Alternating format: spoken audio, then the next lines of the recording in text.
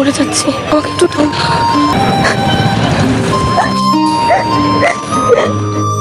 আমার কি হলো আমি জানি না, আমি হাউমাউ করে কেঁদে উঠলাম।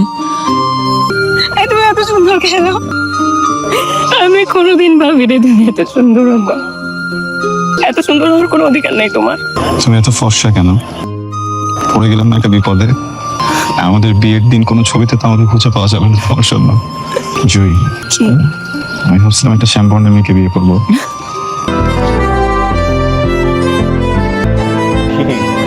এইভাবে তাকিয়ে থাকলে কিন্তু আমার জন্য বিষয়টা জটিল।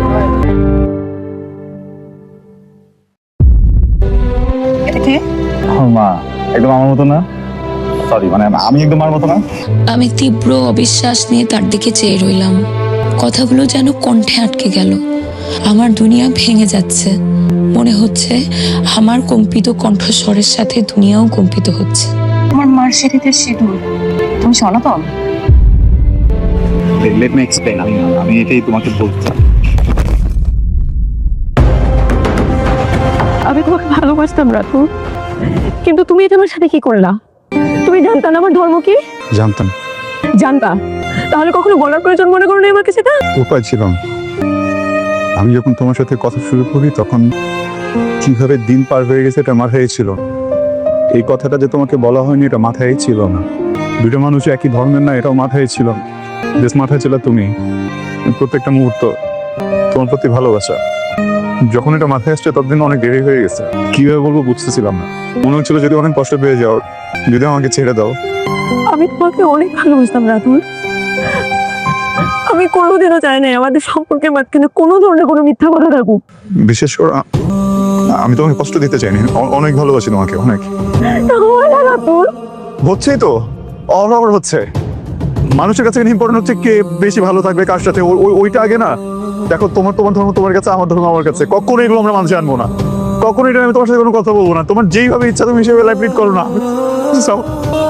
আমার সাথে থাকো প্লিজ। বুঝতেছো না কেন? তুমি বুঝতেছো না কেন? জীবন কি সিনেমা? জীবন তো সিনেমা না। কি ঠিক হবে? কিভাবে ঠিক হবে? এটা আমার ফ্যামিলি মানবে না, এটা আমার ধর্ম মানে না। বুঝতেছি, দেখো এখন যেরকম করা যাবে না। না ভালো তো আছে, এইটার জন্য কি ভালোবাসা শেষ হয়ে যাবে? তুমি কি এখন আমাকে ঘৃণা করতে পারবো? আমি কি এখন তোমাকে ঘৃণা করতে পারবো? শোনো না, আমি সবকিছু ফিক্স করবো। আমি বলতেছি তো, আমাকে বিশ্বাস করো। কি করতে হবে আমাকে বলো, আমি সব করবো তোমার জন্য। একবার বলো। আমার জন্য নিজে ধর্ম ছেড়ে দিতে পারবে? জানো তো পারবা না। আমি তোমার পরিবারকে অসম্মান করতে চাই না, আমি তোমার বাবা মা তোমার ফ্যামিলিকে অসম্মান করতে চাই না, কিন্তু যেটা কোনোদিনও হবে না সেটা নিয়ে আমি স্বপ্নও দেখতে চাই না। আমার পরিবারে আমি একমাত্র চলে। আমি যদি এরকম কিছু করি, বাবা মা বাঁচবে।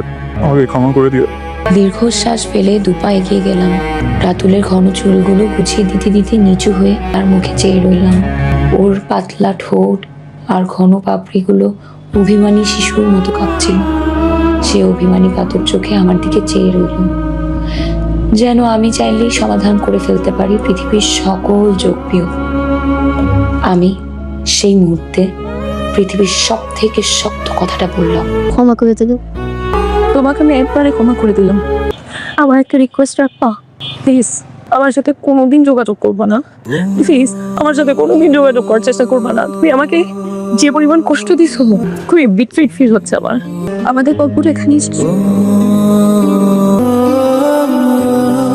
কম্বলের তলায় মুখ লুকিয়ে কত অন্ধকার রজনী অশ্রুতে ভাসিয়েছি। উপলব্ধি করেছি এই শহরে যাপন বড়ই কষ্ট।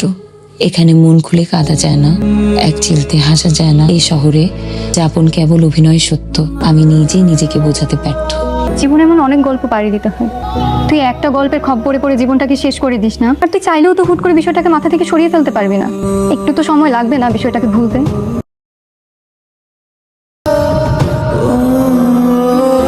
তোমাকে অনেক ভালোবাসি জয়ী। তুমি আমাকে একটু ভালোবাসো না প্লিজ। আমি ইগনোরেন্স দিতে পারতেছি না। জীবনে বেঁচে থাকাটা অনেক কঠিন হয়ে যাচ্ছে। আমার জন্য তো বেঁচে থাকা অনেক জরুরি জয়ী। প্লিজ সবকিছু ঠিক করে ফেলি প্লিজ।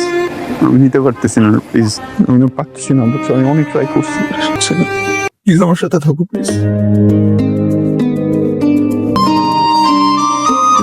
এক সাইড দেখলে তো হবে না রাতুল।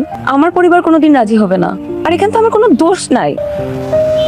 তুমি আমার কাছ থেকে একটা জিনিস হাইড করছো, করার কারণে আজকে আমরা এখানে দাঁড়ানো। তুমি আমার সাথে এটা হাইড না করলে হয়তো আমাদের একটা সুন্দর বন্ধুত্বের সম্পর্ক তো থাকতে পারতো না? আজকে এখানে যে আমরা দাঁড়ায় আছি, এখানে কার দোষ? এখানে আমার কোনো দোষ? আমি কি করতে পারি রাতুল? তুমি কি আমার সাথে জোর করে থাকতেছো? তোমার কথা মনে হচ্ছে তুমি আমার সাথে থাকতেই চাও না, আমাকে ভালোবাসো না। তোমার তাই মনে হয়? রেগে যাচ্ছ কেন? রাগ করার মতো কথা বললে আমি কি বলবো তোমাকে? আমি মোটেও রেগে যাচ্ছি না, কিন্তু জানো এই টপিকটা নিয়ে কথা বলতে আমার সামান্য পরিমাণ ভালো লাগে না। তোমাকে একটা কথা বলি, তুমি তোমার বাবা আমার পছন্দের বিয়ে করে ফেলো, আমি তোমাকে আটকাবো না, আমি তোমাকে কিচ্ছু বলবো না। আমি জাস্ট কোনোদিন বলবো না যে তুমি আমাকে রেখে আরেকজনকে বিয়ে করলা কেন। এত কঠিন ভাবে কেন কথা বলতেছো? আমার জন্ম, আমার ধর্ম, এগুলো কি আমার দোষ? এগুলো কি আমার হাতে ছিল? ধর্ম তোমার হাতে ছিল না, কিন্তু আমরা এখন যে সিচুয়েশনে দাঁড়ানো এটা সম্পূর্ণ তোমার হাতে ছিল। তুমি জাস্ট আমাকে হাইড না করলেই পারতা, কিন্তু না, তুমি তোমাকে ফাঁসাইছো। তুমি যখন আমাকে ফাঁসাইছো তখন তোমার মনে ছিল না? আমি তোমাকে ফাঁসিয়েছি? হ্যাঁ, তুমি আমাকে ফাঁসাইছো। তুমি স্বার্থপর মতো একটা ডিসিশন নিছো, এবং তোমার এই স্বার্থপর মতো ডিসিশনের কারণে আজকে আমি এখানে দাঁড়াইছি। ঠিক আছে, সব ভুল আমার। এত টাফ হলো না, বুঝছো? তোমার সাথে একটু বাঁচতে চাই, ভালো থাকতে চাই। এত টাফ হলে কিভাবে থাকবো বলো? দেখো, আমি তো একটা তোমাকে চিনি, যাকে ভালোবেসে তোমাকে চাচ্ছিলাম, যাকে অনেক ভালোবাসে। তুমি এটা যদি চেঞ্জ হয়ে যাও আমার অনেক কষ্ট হবে, বুঝছো? নিতে পারবো না। চেঞ্জ হবে প্লিজ। কনগ্রাচুলেশনস রাতুল, তোমাকে আসলে জানানো হয়নি, আমার ফ্যামিলি থেকেও একজনকে দেখেছে।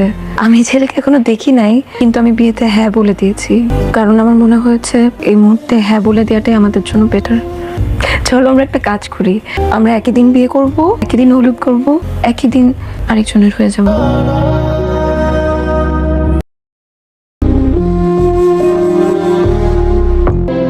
ওড়নাটা তুমি চিনতে পারছো জয়ী?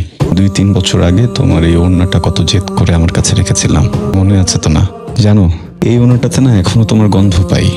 কেন যেন তোমার গন্ধ ছাড়া আমার ঘুম হয় না জয়ী। তুমি তুমি আমার জীবনে নেই ভাবলেই কেমন অসহায় অসহায় লাগে, বুকটা হাহাকার করে ওঠে। আমি তোমাকে খুব যন্ত্রণা দিই না জয়ী?